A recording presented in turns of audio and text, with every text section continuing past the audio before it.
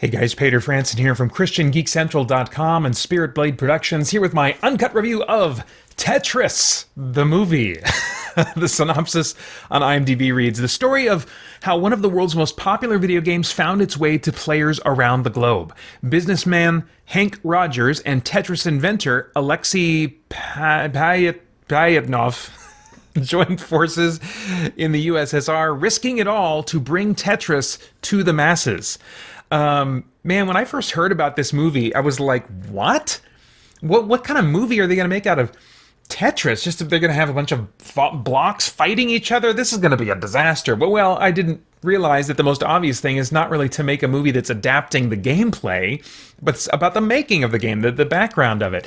Now, this is undoubtedly more of a fantasia on the origins of Tetris, where they're just taking some core elements and beyond that, just doing whatever they want to spice it up without really a concern for historical accuracy. That's just my impression and maybe something I heard along the way. I really have no idea. I haven't looked into it. I'm not really interested in evaluating this movie on its historical accuracy. I just want to see, is it a good story, a good movie experience, however much of it is true or not. I would describe it as a mix of drama and comedy here and there and suspense. Hank takes some big risks to help his struggling company, Bulletproof Software, I think it's called. And the tension in the story is based on, will his company succeed, which is relevant to him because it's his family and his home and his mortgage are wrapped up in the success of whatever his company does next because they're struggling that much. So also, will his family be financially secure? Will he and Alexei, who he gets to know a bit as he goes to the Soviet Union, and will he and Alexei be safe as they're trying to work together? Will Alexei's family be safe from oppressors in the Soviet Union? And there are also bits of humor here and there that are based on cultural clashes, a little bit of fish out of water humor, also just strongly defined characters. Some of the businessmen from America have very strong, arrogant personalities, and so some humor comes from that.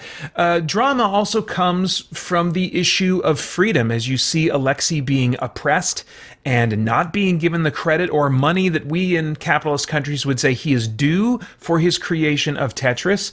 And this really escalates into increased sneaking around, increased tension, and there's some things that break tension in the midst of those scenes. And so, like I said, it is a mix of suspense and comedy along with, the drama.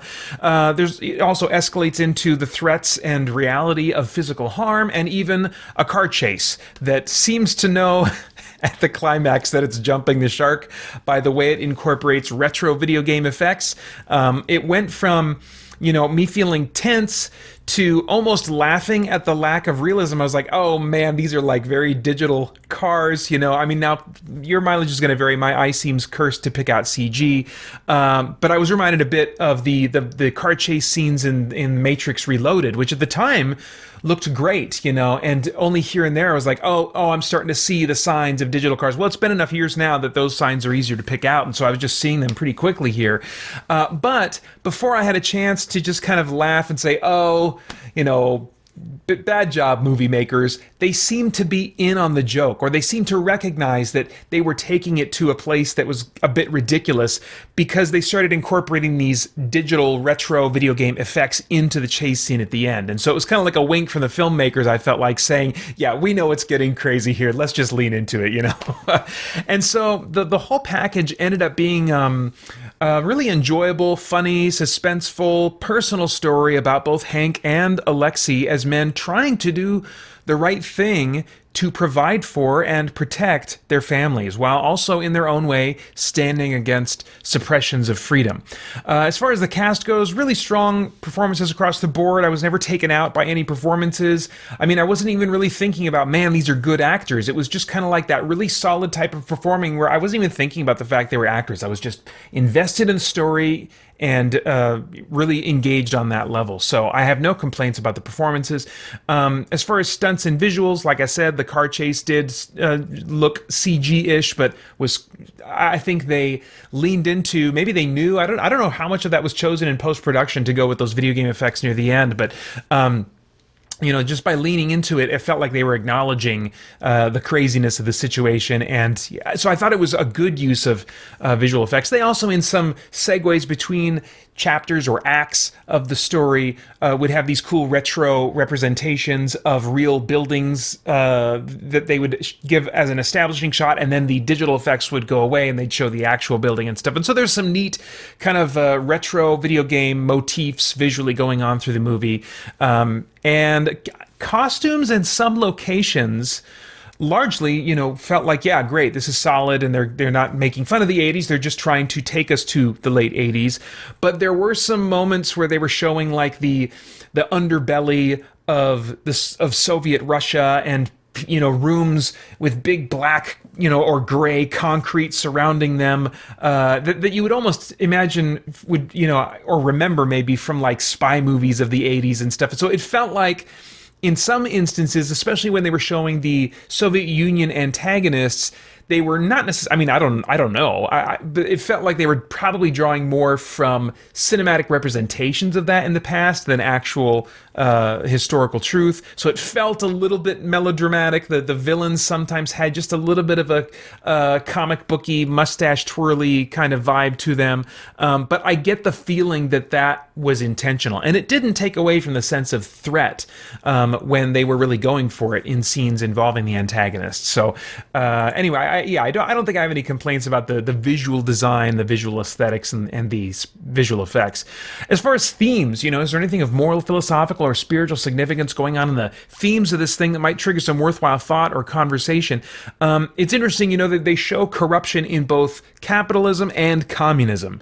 Sometimes people that would kind of have leanings toward one or the other are going to say, well, it's corrupt. On the other side of the spectrum, well, we see corruption on both sides of the spectrum here because people are operating both of these systems. And so you're going to have corruption as corrupt people are carrying out the execution of these philosophies of doing life. Hank was also, as he said, in kind of a climactic, dramatic moment between he and his wife in the midst of this struggle. He said, I'm trying to make a life for my family. And this was at a really low point in the story. And his wife replies, we had a life. In other words, she was content with the struggle. They weren't completely doomed. They were just in a rough place. And he took a big risk to get them out of there rather than continue doing what was going on. But compared to what they could have lost and what it looked like they were going to lose, they did have a life before. And that seemed like a moment that was meant to kind of be a teaching moment, to not be all like take crazy risks when you'll lose what you have that you're not already appreciating in terms of your family, in terms of your finances. But if that is a message, it seemed really kind of glossed over or erased in the end when the happy ending for Hank, this is just mild spoilers, the happy ending for Hank seems attached to having financial stability at the end. And so I was getting mixed messages from what they're trying to put out there. It almost felt like they were justifying his recklessness by the end of the movie. So I'm not really sure kind of what to make of that. I felt real emotion at the positive outcome for Alexei at the end of the story. It's an interesting movie to come out now with the war between Russia and Ukraine. Tetris, this movie is about the Russia of the late 80s, but I imagine it's still going to get people thinking about and processing some of what Russia is doing today and how people are still being hurt in much more intense ways, arguably now, than in the time of this movie. But just there's a lot of mess going on over there, and it's a different type of mess. But I wonder if this movie is going to lead people to kind of think about what's going on today. So I don't know. Anyway, I have no idea what your tastes are in movies, but if I were a time traveler, I'd go back in time and say, Peter, well, watch this. It's not worth getting a month of Apple TV Plus just on its own. But when you're ready to, binge that new season of Ted Lasso or have one or two other things that you want to watch on the platform, then definitely do not skip this one when you have a month of Apple TV Plus. It's rated R for language, and those are all my thoughts for now on Tetris. As always, I would love to get your thoughts and reactions in the comments below. Please like, share, subscribe, click that bell to stay connected. I want to thank the Spirit Blade Insiders for making this review possible. You can get info about the benefits of joining over at patreon.com/spiritbladeproductions. Then I hope you'll check out our podcast and stay connected to all CGC content over at christiangeekcentral.com as we continue to geek out and seek the truth. For more chat about geek entertainment, answers to your questions, and news from the wider world of Christian geekery, get the Christian Geek Central podcast today on iTunes and other podcast services.